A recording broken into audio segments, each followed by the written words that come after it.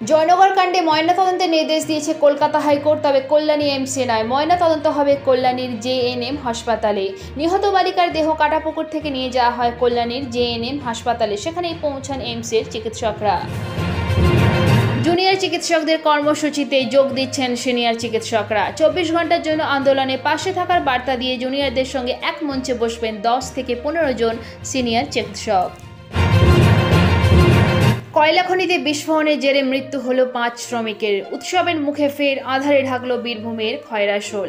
খনির ভিতর থেকে তাদের দেহ উদ্ধার হয়েছে, আরও কেউ খনির ভিতরে আটকে থাকতে পারে বলে আশঙ্কা।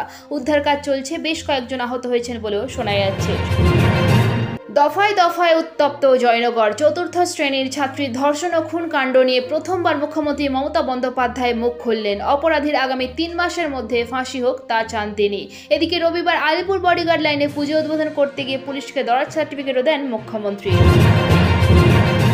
ফের একবার প্রধানমন্ত্রী নরেন্দ্র মোদী তথা বিজেপিকে তোপ দাগেন অরবিন্দ কেজরিওয়াল। তার কথায় জনতা বলেছে যে 10 বছর ক্ষমতায় থেকেও কোনো কাজ করেননি নরেন্দ্র মোদী। অন্তত গত বছরও যদি তিনি কিছু করতেন তাহলে মানুষ বলতে পারত সাফল্য পেয়েছেন প্রধানমন্ত্রী। আমি প্রধানমন্ত্রীকে বলছি 22টি রাজ্যে বিনামূল্যে বিদ্যুতের ব্যবস্থা করে দিন। সেটা যদি করতে পারেন তাহলে আমি নরেন্দ্র মোদীর হয়ে প্রচার করব। পথে নামলো স্টেট ব্যাংক অফ ইন্ডিয়ার চুক্তিভিত্তিক কর্মীদের সংগঠন। স্থায়ীকরণ সহ একাধিক দাবিতে পথে নামলো স্টেট ব্যাংক অফ ইন্ডিয়ার চুক্তিভিত্তিক কর্মীদের সংগঠন SBI contractual workers association Bengal circle. College square থেকে ধর্মতলা মিছিল করেন সংগঠনের সদস্যরা।